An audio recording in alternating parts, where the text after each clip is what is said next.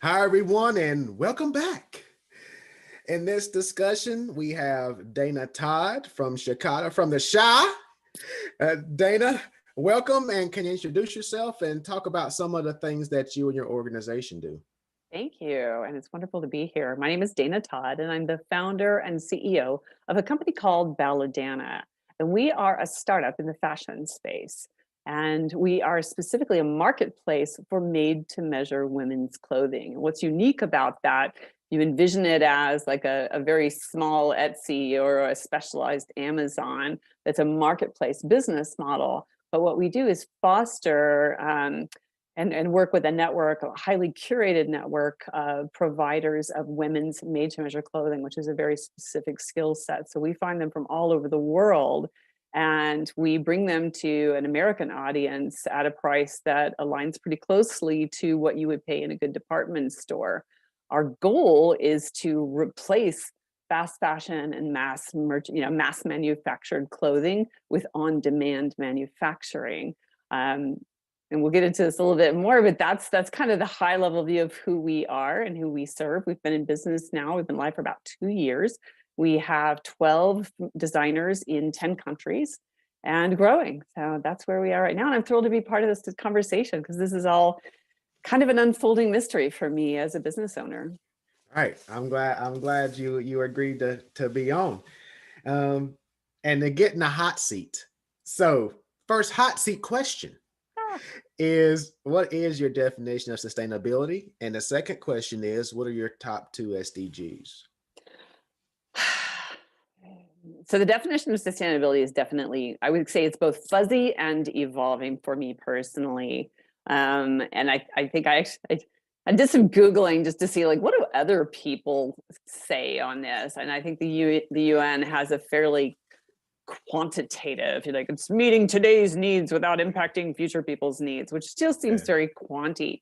And I kind of prefer a more qualitative definition of sustainability. So yes, we have to meet our needs now, but let's really unpack that concept of needs. Mhm. And when you get into needs, that can be defined in financial, health, social, emotional metrics, national gross happiness, right? So those are the kinds of metrics that are not just survive. I think a lot of people think about sustainability as like survivability, but it's really about thriving and increasing the pie for everyone without increasing the cost of the pie to everyone. Okay. Yeah, my grandfather, and yeah, we're both from the South originally. So my grandfather, I always say that, my grandfather, he's always had these country sayings, and he would put it like, leave it better than you found it for your youngins, right? That's a So that's a that's just great. that's sustainability, right? Yeah, it is. I mean, it's a really simple concept, but I think so many people would get really hung up in with, okay, well, how, right? How? That's the sticky wicket for everybody. Right. Okay. So yeah, what's your top two SDGs?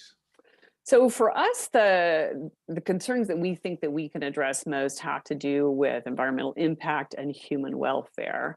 So the top two SDGs for us are in the eight group. That's like the biggie. And then there's also I think there's a few metrics within the eight group, but also I think it was 5 and 6. We have a bunch of them that Mhm. we're trying to go after, but the bulk of them right now are in the 8 group. So Okay. specifically within that 8.3, 8.5, 8.7, and 8.8. And I'll just, for those who aren't familiar with that, goal 8 says promote sustained, inclusive, and sustainable economic growth, full and productive employment, and decent work for all.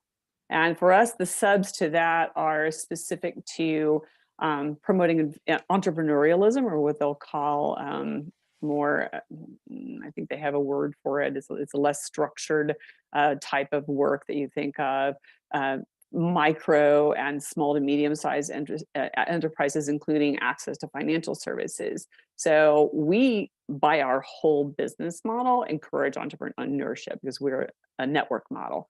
And then we additionally provide services within that to help those companies grow and to not just financially, but also to understand how better to do be more sustainable in terms of their practices, be more efficient in terms of the modeling that they have around their economies and stuff. So that's kind of the biggest chunk of what we're doing right now is in that 8 group. So you mentioned the network model. Can you expand on that a little bit? Sure. So instead of, like, you think about a traditional supply chain, right? So, well, and I'll define it in fashion sense, which is wholesale to retail, because that's how it looks, right? So how most clothing is procured is that a designer or a brand comes up with an idea for what they want. They go to a chain of people who then define it down to the technical level, and then they send it off to a manufacturing group who will then price it, and they will typically have minimum production, or so you can't just make one. You can only make 100 or 1,000 or 10,000 in order to make the unit economics metrics work. So in our case, the way we approach it is that we would really like to be able to only make one of an item, one that fits you perfectly, is customized to your needs, and uses the least amount of fabric and waste and impact, all of that stuff, right? So we really want to get down to a unit of one that's perfectly fitting, by the way, so we don't have as many returns. Now, to get to do that in a typical wholesale, like in a big manufacturing operation, it's not possible without a significant retooling of everything and investment in the capital structure, the actual physical machines that would enable that kind of what we call mass customization, which I think is a word people have bandied around for so long that it's gotten a bad rap. But if you look at, okay, if instead of us doing this linear model of you to do, what if we split it out to a bunch of small footprint factories, atelier, which is, it's like where you do custom clothing, where it's combination workshop and retail space, small factories of like 30 to 200 people instead of 2,000 people. So smaller footprint and far more distributed, so that they're all over the place to take advantage of what is closest to this fabric source, what is, providing this type of style that women like. So it's closer in terms of producing what women want, because we have the data coming in that says women want this. These orders mean this is what we should produce, instead of us just making and hoping and making and hoping and making and hoping. So the network model facilitates that by being able to deliver on customer demands on a one-off basis. Yeah, I think that's an interesting model, because that does essentially reduce waste, right? Very much so. Now, how do you, in terms of sustainability, one thing I always tell people is, we have to get these thoughts, these practices outside of our four walls. We have to get them out to our customers. We have to get them out to our vendors. But how could you get that idea out to your competitors? Because hear me out here. Okay. Hear me out here. Debbie, okay. Because I know I said that bad word, right? But I feel that although it may be seen although they may be seen as a competitor, we're all in this together. We're all in this sustainability, marathon together. So how do we get that type of model, that reduced waste model, that made to measure type model to the customers, the vendors, the competitors, within the fashion industry? So the good news is, and maybe I should pause for a second and explain, I didn't come from the fashion industry. I'm a tech entrepreneur. I came into this just 4 years ago with an annoyance that I couldn't. How'd that happen? I was really frustrated. I couldn't find clothes to fit, and I was just like, well, this is terrible. And then I started looking at why my clothes don't fit. And why my clothes don't fit are very much tied to the supply chain and the fact that we have such rigidity in it and such very poor standardization. All of this leading to terrible inefficiencies and a supply chain that makes 10 times more than we need, right? But only about 10% of what actually fits us, right? So there's such a wasteful model underneath it. So the good news is, in tech, And when I started looking at this, there are actually a bunch of people like me out there. We're all kind of looking at this, and we've been reading the news article, headlines around how disastrous the fashion industry is for the environment, for the humans. And we're all kind of going like, can't we solve this? And the culture of technology and startups is very different from the traditional fashion culture. So I discovered very quickly when I got into the industry that the fashion old guard is very, like you said, they feel competition, capital letter C, like, no, you must hide all of your ideas all the time. And it doesn't feel like there's enough, right? Everyone is afraid of losing the next season, right? So because they're so locked into the methodology and ideology that they have, there's not a lot of room. So the cool thing is a lot of us are just kind of like, hey, you're doing something that I'm kind of doing. Maybe we should talk about this. And a lot of us have collectively had conversations where we said, like, you know what, we're never going to break this system and remake it all on our own. We have to work together. So there are little budding coalitions and working groups all over the world, and certainly in the United States, of companies that are trying to make a change. So yeah, I'm not afraid of competition. In fact, I'm in one of my little working groups that I'm in. I saw my first direct competitor on a Slack channel in one of the startup accelerators I'm in. And I saw her and I saw her pitch. And I'm like, oh, she's really good. I could feel really jealous, right? But then I'm like, all right, I'm just going to reach out to her. So I Slacked her and I'm like, hey, you're a competitor and so am I. How would you like to talk? And so we did. And you know what? It turned out she was having the same kind of conversations with other people who were in direct or sort of tertiary spaces. And so now we're having regular conversations and working on some things I can't tell you about, but some things that could hopefully create an all play for everyone, which would then ultimately bring in a lot of the old guard because they're the ones who have the bulk of the investment. Right. So, and I think that, I mean, and thank you for doing that, because I think that that's going to kind of change that mindset, and that's going to lead into these innovations within the industry, right? Yeah. So in discussing innovations, what types of technology do you currently use, and what do you see the future holds, for technology within the fashion industry?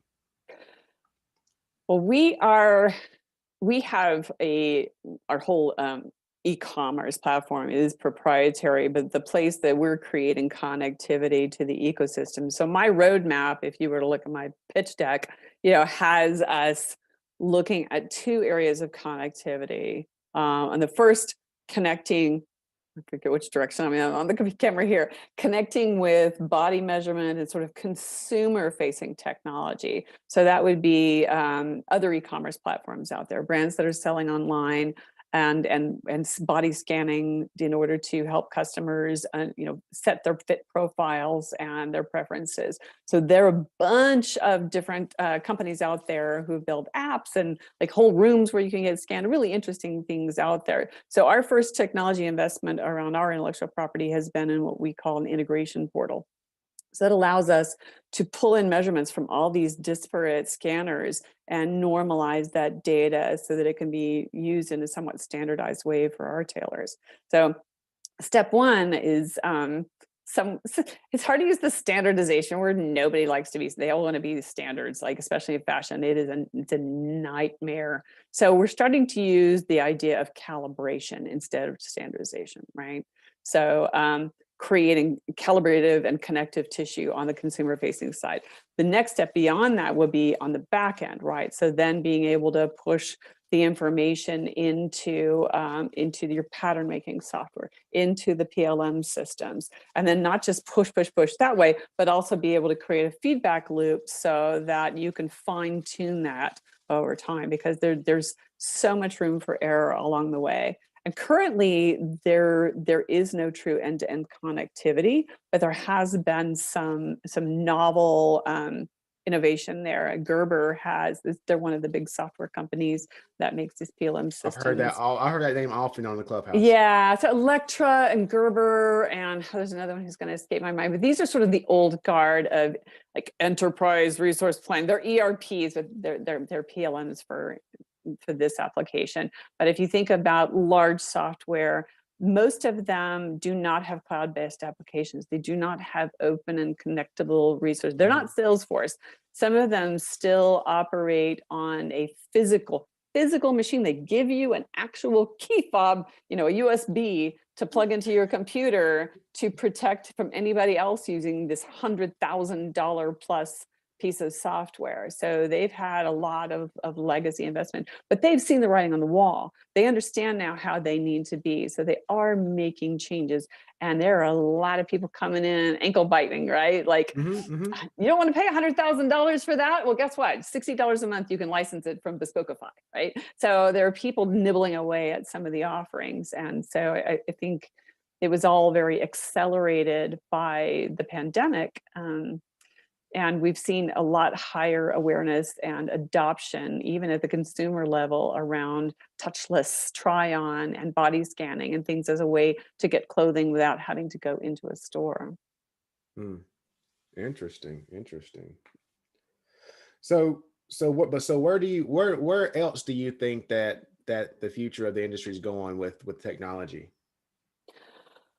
Well, the technology, and again, I think people think of technology as just being software, but in the case of fashion, it's very much that marriage between hardware and software, right? So there are some incredibly smart sewing machines out there, right? And cutting machines and knitting machines, and getting them all to talk to other systems outside of the factory is really the next big jump, right? So I think that the types of technology, again, have to do with that connective tissue, have to do with creating some kind of end-to-end communications. I know blockchain's hot topic for you. I had been talking to a number of people in the blockchain space, trying to figure out, like, okay, well, what does that first really big blockchain integration look like? What can we do with blockchain? So I think there's still a lot of theory right now. I haven't seen anything executed yet. You're talking to the wrong people. Oh, really? Tell me what's been executed, because I would love to know more about it. So like I said, we have that one solution coming out in a couple weeks, and then we have about 2 more use cases that track and trace, the work of the artisans in like Africa and those countries, where we're going to have smart contracts. And before the artisans even begin their work, it's going to be set up on a smart contract. It's a consensus base, so the artisans agree to it. The third party, which may be us, which may be you, would agree to it. And then the other person, the payer, would agree to it. So then once that smart contract is on a blockchain, the artisans perform their tasks. They put their task within the blockchain. Once that artisan sells that particular, basket or whatever, that artisan gets paid immediately. Smart contract, don't have to worry about a thing, right? Because everyone's agreed to it. The payer has nothing to do with it because he's already agreed to it. So that payment to the artisans automatically executed. Or you can do it once that artisan says he's done with that task, then they can get paid. It depends on how you have that blockchain set up and the agreement between all parties. Yeah, I think you're right. That's probably, when I think about blockchain right now, what's the most robust implementation of it has to do with the finance of things, the contract-based stuff.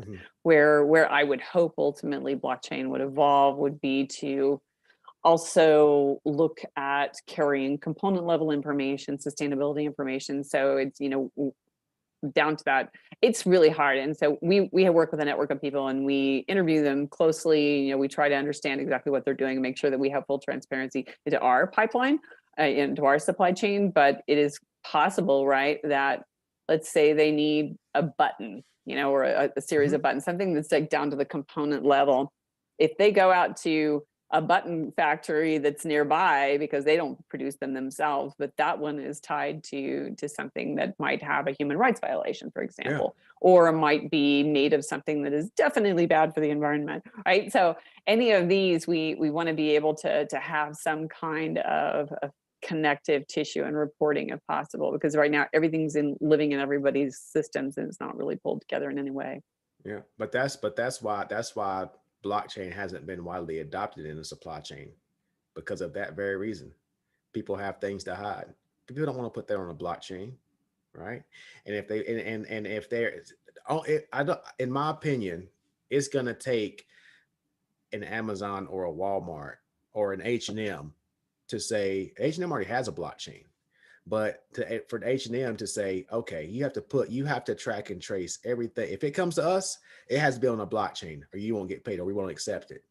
Then you'll start getting acceptance, because that's what happened with me with Walmart. 2007.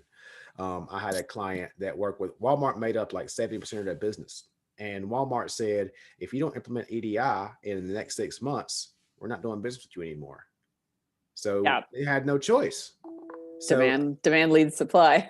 yeah. So I feel that you're going to see the same thing when it comes to blockchain for some of these large organizations. But I hope so. I really do. But I think that small and medium enterprises can start beginning, because whenever the H&Ms and the Walmarts and the Amazon sees these small companies doing these amazing things and getting this transparency, then they say,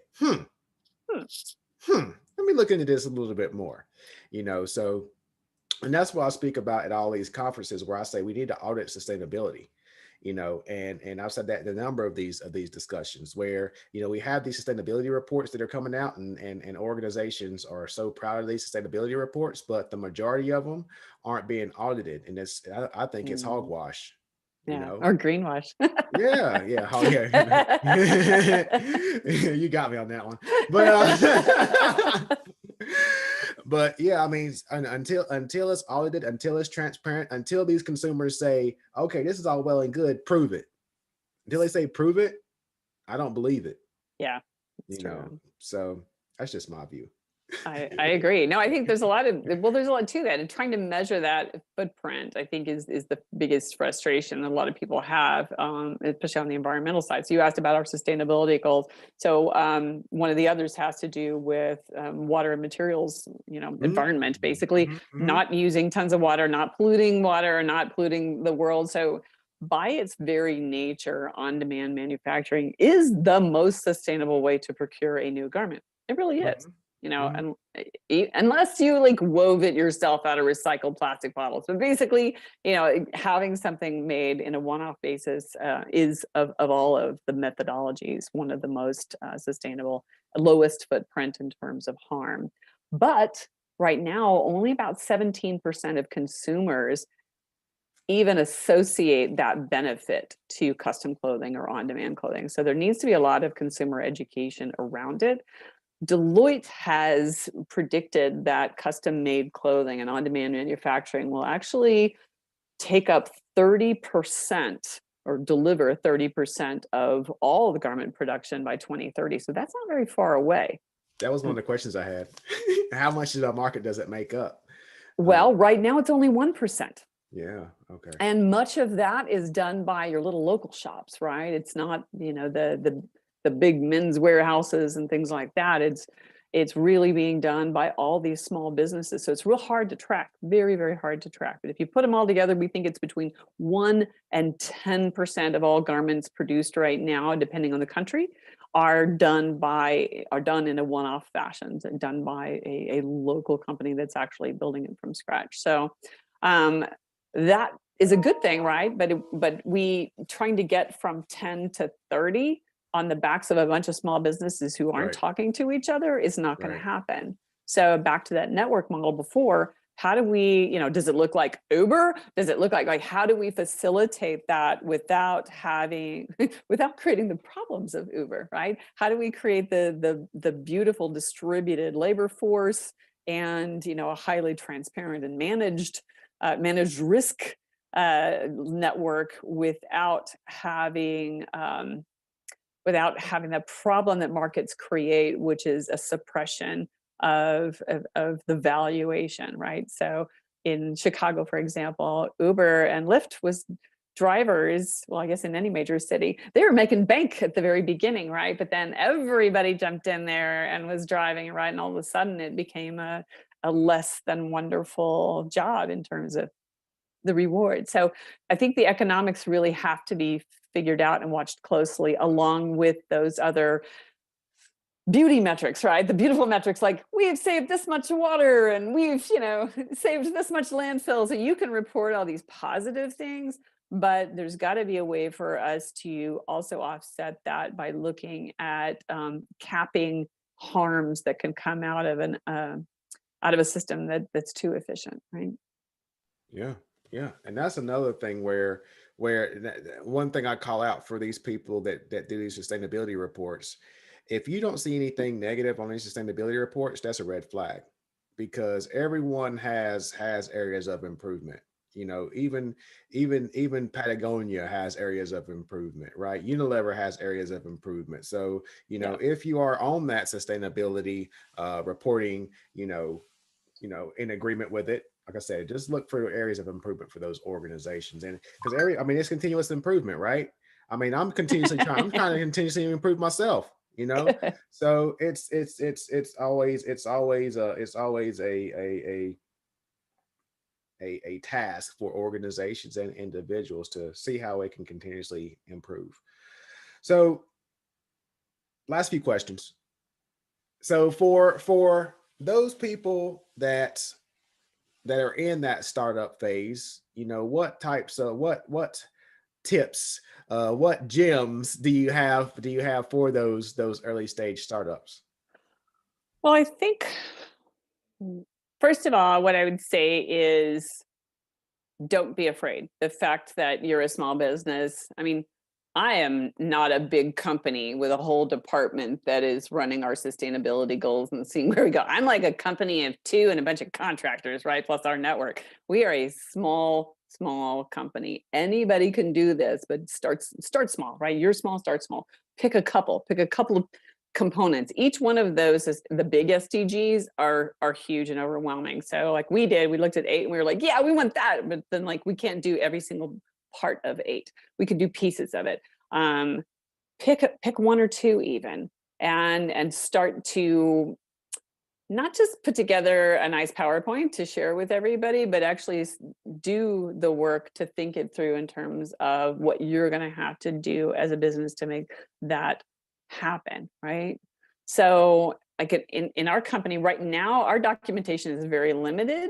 Our metrics are not tested yet. We haven't set our baselines, but I think you kind of have to start from like, okay, let's start by creating the metrics that we want to do.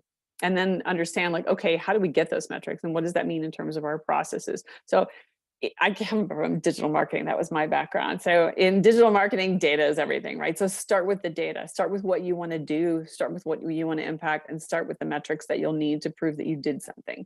And the metrics will almost always guide you into the direction that you need to take to create processes and support around it. The other thing I would say is that you might actually have to go take a look at some of your legal contracts and make sure that they're in the fashion space for sure, that they're clear and comprehensive around legality so that you can actually bring your supplier base into that, right? So baking them into legal contracts has a way of making everybody a little bit more accountable. And even taking it into the reward systems that you do for not just employees, by the way, all the way to the top. I would say, in my case, I'm the boss, right? So it's easy for me. But in another organization, if you don't have buy-in from the top, you're not going to be able to succeed. So I guess I'd say, buy-in from the top. Start with your data, and then think about, how you can have systematic adoption and training and education, and figure out how to make it more than just a poster on the wall, right? It really has to align with people's jobs and create reward systems that go beyond just the metrics, right? And the platitudes. How do you make this a truly enriching reward for people to participate in? Excellent. Yeah, I'm a big fan of incentivizing efforts, especially in organizational change efforts. Yeah. That incentivizing has been huge, and also the leadership buy-in is one of the biggest things. Oh, I'll add one more thing to this. So I said greenwashing earlier. I think a lot of companies, and I know we felt like this. So a lot of these huge social initiatives, right, around like equity and sustainability, these words that seem so great, but you're just like, I don't want to be accused of Oh, not being all in on this, right? I don't want to be accused of being a greenwasher. And so what I would say to you is that being labeled a greenwasher means that you didn't do a good job of communicating your roadmap, right? because we're all on this together. So if you go out and say, we're sustainable, well, you've not communicated your roadmap, right? So start by putting your roadmap out there and saying, we're after this North Star. Here are the steps we're going to take to get there. Then people can see it. And again, back to the transparency component, it's like, oh, okay, I know you're not perfect yet, but I see that you're on the right path. So don't be afraid of that. And the best way to not get labeled and get that backlash is to be more transparent about your vulnerability and your beginner steps, basically. Okay, excellent. I appreciate that. So where can people find you, Dana? Oh, they can find us at, well, we're on Instagram, we're on Facebook, we're everywhere, but the starting point is our catalog at ballodana.com. And I'm going to spell that, BALODANA, ballodana.com. And our Instagram handle is @ballodana. You can find me on Clubhouse, Dana Todd. That's where we met, actually, which is so cool to me. Absolutely. At the Clubhouse. At the Clubhouse. That's Dave, Dave Matthews. No, anyway.